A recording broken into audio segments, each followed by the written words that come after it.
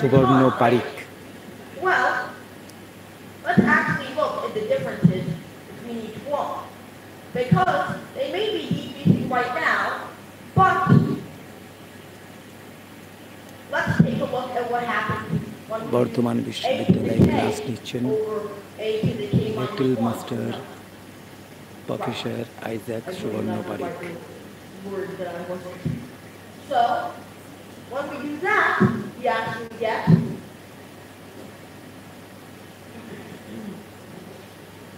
oh, wait a second, I just realized, how did I actually mess this up? This is not 10 to the n, that would make it diverge expectedly. This is, so, I believe it's 10 to the 2 minus n. Yeah, that looks about right. So, since it's 10 to the 2 minus n, this is actually not reversed. This is a to the n minus 1, a to the n over n minus 1. So this is 2 minus n over 2 minus n plus 1, or 3 minus n, or 1 over 10. Sorry for that mistake. Alright. So, a to the k over a to the k minus 1. Let's get back to that column. Because, to be pretty obvious here, that a to the n is equal to 1 over n.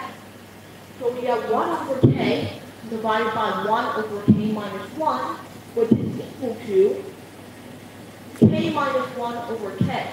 And now, thinking about the limit of that is that approach to infinity. This is equal to k over k minus 1 over k, or 1 minus 1 over k.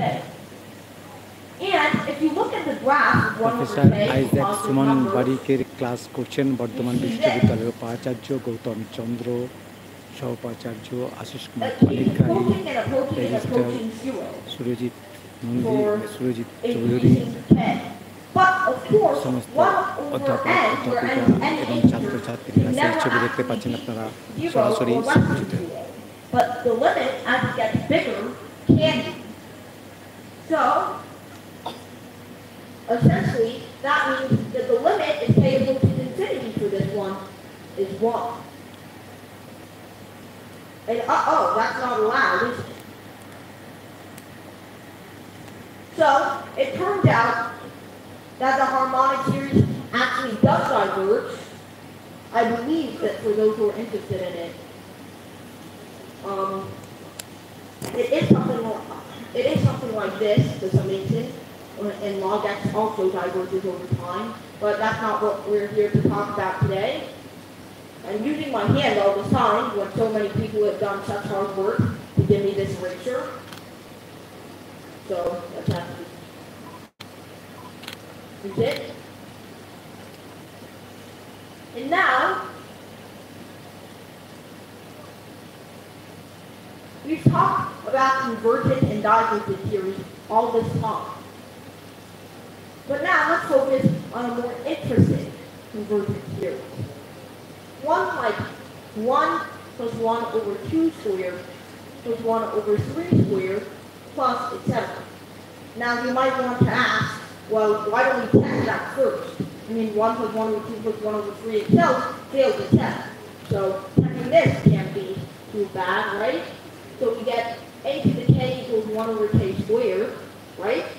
So then that means that we get a to the k over a to the k minus 1 is equal to 1 over k squared over 1 over k minus 1 squared, which is equal to k minus 1 over k squared.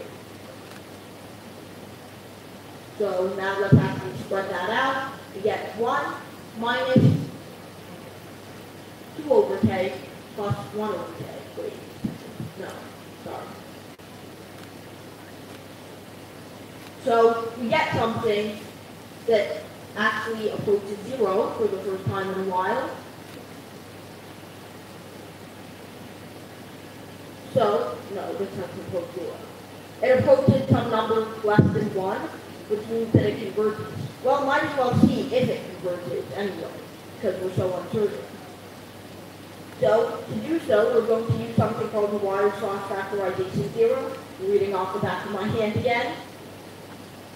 And we're going to take this result sine pi over x over pi x is equal to the infinite product of n equals 1 to infinity of 1 over n squared plus 2x squared. Now you might be thinking, whoa, where did you pull that out of? This looks completely unrelated to what we were just trying to do, right? Well, let's check that part out. First of all, we've got the 1 minus n squared plus x squared, and what we're going to do now, we're going to put a limit as x equals to 0 on both sides. So that whatever comes out on the other side is just going to be 1 over n squared. But to warn you, this is an infinite product, not an infinite sum. I thought we were talking about an infinite sum. Well, we're going to use a very useful product, a useful property of logarithms. The logarithm of a number times another number is equal to the sum of their individual logarithms. Now, can anyone predict what that means for an infinite product?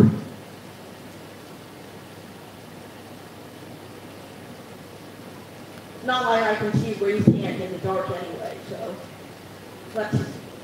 We're going to take ln of both sides because ln x is very useful for taking the derivative. Okay, so we get this dx of, wait no, we're not doing that part yet. ln, sorry for the spoilers, sine pi x for pi x. So then we get the limit x equals to 0 of ln of this. And let's just be clear on what these infinite products mean. They're just the infinite product from n equals 1 to k as k gets bigger or approaches infinity. Alright, so then what does that mean? Well, we get ln sine pi x over pi x, limit is x equals to 0, is equal to limit is x equals to 0 of the infinite sum of ln 1 over n squared minus x squared. Alright, that's good. So now, what are we going to do? Well, it's hard to lecture here with no AC today. Well, we're actually going to take the derivative with respect to x, by the way, because taking it with respect to n, well, n is only a variable defined within the sum in any.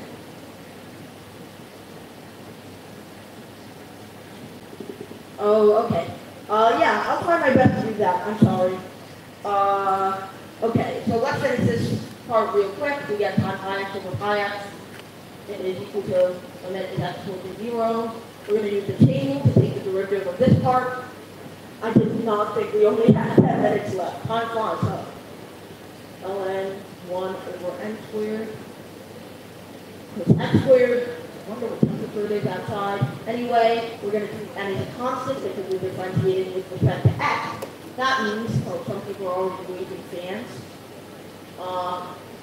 We're going to take 1 divided by 1 over n squared plus x squared because of this group we get one earlier. Then we have times by the table the derivative of what's inside, which is just going to be minus 2 times 2x divided by n squared plus x squared squared. That sounds like a sticky situation, having to deal with 4n to the 4 and x to the 4. Luckily, we get n squared plus x squared from this term in the nick of time. So we get minus 2x over n squared plus x squared as our final result on this side.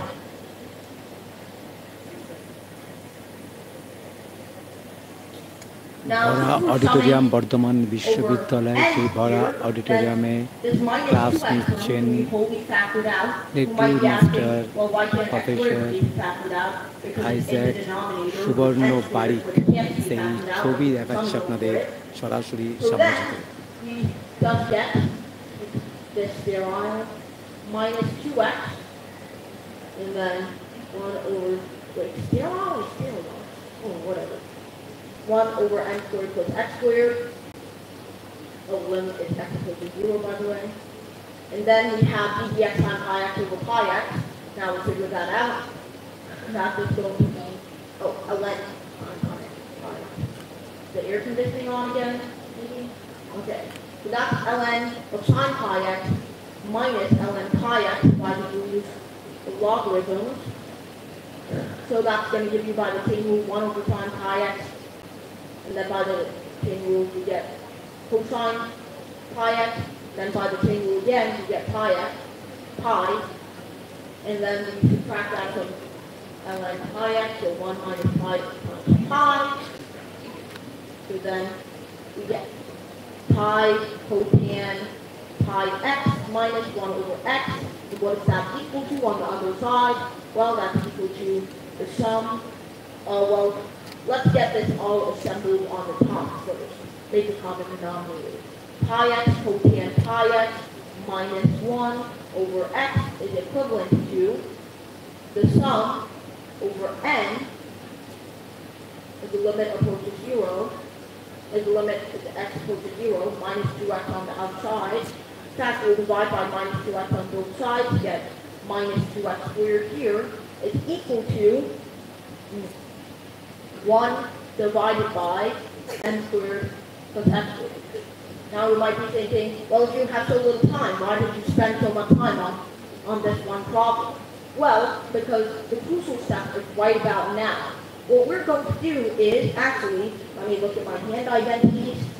There are some handy formulas that come from Euler's equation, e to the I theta equals cosine theta plus I sine theta. Specifically, this means that e to the I theta, e to the I theta plus e to the minus I theta over 2 equals cosine x, which is equal to I hyperbolic cosine. And if you're asking the hyperbolic trigonometric functions, remember that they're basically the circular trigonometric functions, but applied to a hyperbola instead. So cosine hyperbola in specific kind of looks like a parabola, but it's actually not.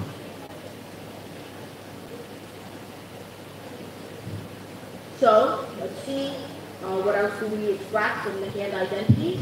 E to the I theta minus e to the minus I theta over 2 is equivalent to I sine x sine h I x. So, in particular, what are we going to do now? Well, we're going to divide both of these by each other to get cosine x over I sine x is equal to I cosine h I x over sine h I x. And this is equal to, we're actually going to simplify these by multiplying by e to the I theta over e to the I theta to get e to the 2I theta minus 1 over 2 to the ei theta. And this is going to be e to the 2I theta plus 1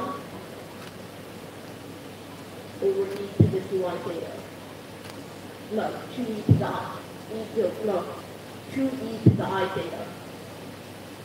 Alright, so this is equal to dividing by these, you get e to the 2I theta plus 1, y theta minus 1. But it comes to a circle problem. So this, you might recognize I over here as the square root of negative 1. What does that mean? Well, I squared equals minus 1. I cubed equals minus I, and I to the fourth is equal to 1. So this 1 hiding right here is actually I to the fourth, which means that the 1 dividing by I on the denominator, we just get I to the third power, or minus I, cotan x equal to I half Ix. And this is equal to e to the blah, blah, blah, blah, blah. Alright, so now what do we get from this? Well, we just have to plug in pi x.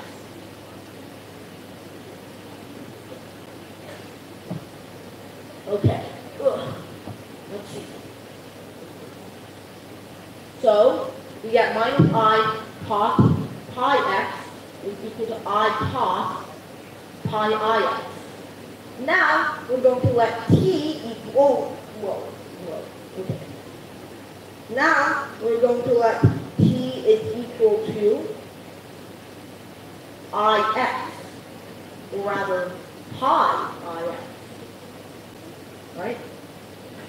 Oh no. We just do ix. Alright, so we got minus I cotan, and let's realize what this means for x. That means x is equal to minus it by this rule.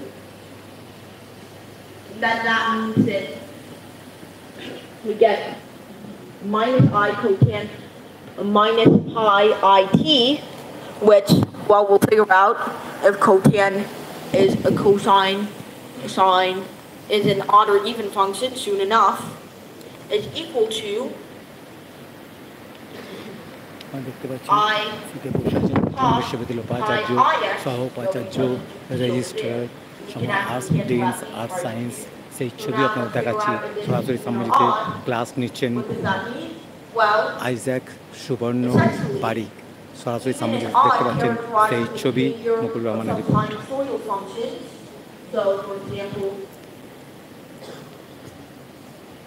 This is the sinusoidal wave, sine x. This is the cosine wave. And you'll realize that if you extend these to the negative, just like so, then sine of minus x is equal to minus sine of x. As you'll see, and cosine of minus x is actually equal to cosine x. So, with that behavior, we can accept by dividing that cotangent acts like sine, and that cotan of minus x is equal to minus cotan x. Alright, so that means that we get cotan of pi it equals cotan 8 pi t. Alright, now where can we plug that in exactly now? How? If you have the perfect spot. Right over there. Cotangent pi x.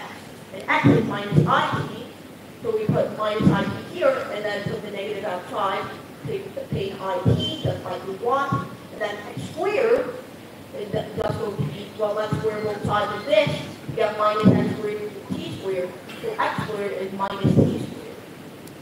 So that's what we put into this. That means that we get minus pi x, wait no, we're also supposed to replace x with minus it, so this becomes positive again, times cotangent pi it, which is now replaced with cos pi minus 1 divided by minus 2x squared becomes t squared, and this is equivalent to what? Well, this is equivalent to the limit is x approaches 0 on both sides. Now it's t approaches 0, because they're proportional, of the limit 1 over n squared plus t squared. Alright, and now all we have to do is plug in this. So e to the 2it plus 1 over e to the 2it minus 1 times pi it minus 1 over 2 squared is equal to what's on the other side.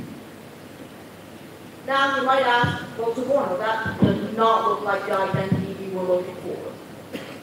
And that's right, because what we have to do at the end is use L'Hospital's a lot of times. And that's not something I'm going to do within our limited time constraints, especially not writing on a blackboard with my hands. So, all I'm going to show you is the end result of using Lossy-House rule 4 times. Now, Lossy-House rule, if you're not aware, it is essentially the rule that if you take the limit is x equal to 0 of a function of x divided by a different function of x, then that's equivalent to the limit is x equal to 0 of the derivative of the top function divided by the derivative of the bottom. So we essentially use that because we're taking two different functions of t on the top and bottom 4 times, which grows the expression by a lot and then shrinks it a little. And the final result is 2 pi qt plus pi squared divided by 4 pi t plus 6. And that's equal to the limit is t equals to 0 of n equals 1 to infinity of 1 minus n squared plus t squared. Then we can just plug and chug, as they call it, because if we plug t in here now, that is not going to immediately send us to 0 over 0, which gives us pi squared over 6 is equal to the sum from n equals 1 to infinity of 1 over n squared. So that's a fascinating infinite sum. I'm going to ask if we've run out of time or not. Have we?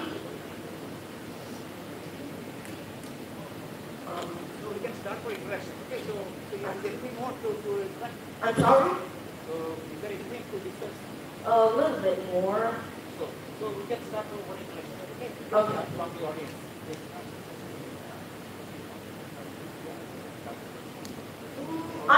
I have some more to cover. Just tell me when we should. How many minutes? So only that we can take a Okay. So 5 minutes will be a little bit to discuss some other summations. So now we've discussed some interesting convergent sums, but you might be thinking, okay, cool, but we haven't discussed any divergent sums, right? And divergent sums can end up being pretty cool sometimes. But, I mean, what's so cool about them?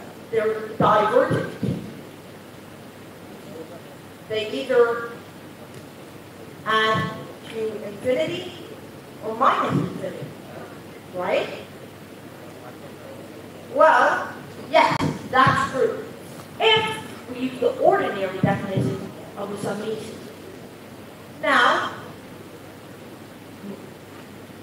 once Euler said, when attempting to solve one of these divergent series, I realized in the time before writing this text that we need to redefine and expand the definition of summation.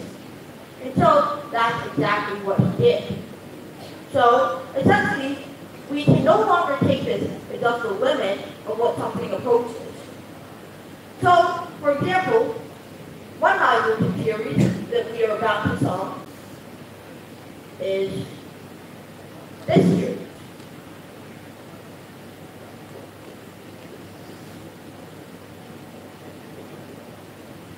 What does this sum to?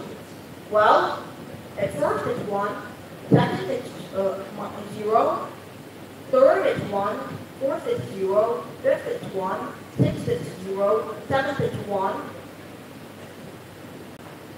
So, I mean, it doesn't seem to approach anything, right? The partial sums don't seem to work out.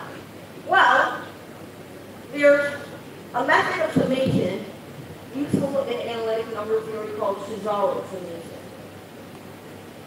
Essentially, what it does is it takes the mean of the partial sums over time. And if the partial sums actually do approach something like an ordinary summation, like pi squared over 6 that we just derived, well, then that's good. That the result is conserved. But it also gives us results for some other more new stuff. Like the sum of the partial sums is required for calculating the mean. আপনারা তখন দেখলেন বর্ধমান বিশ্ববিদ্যালয়ের অডিটোরিয়ামে professor Isaac সুবর্ণ বারিকের বক্তব্য এবং তার class নেওয়া ছবি মুকুল রহমানের রিপোর্ট সরাসরি সাম্যজিতে। So then taking the mean over time, you get 1, 1/2,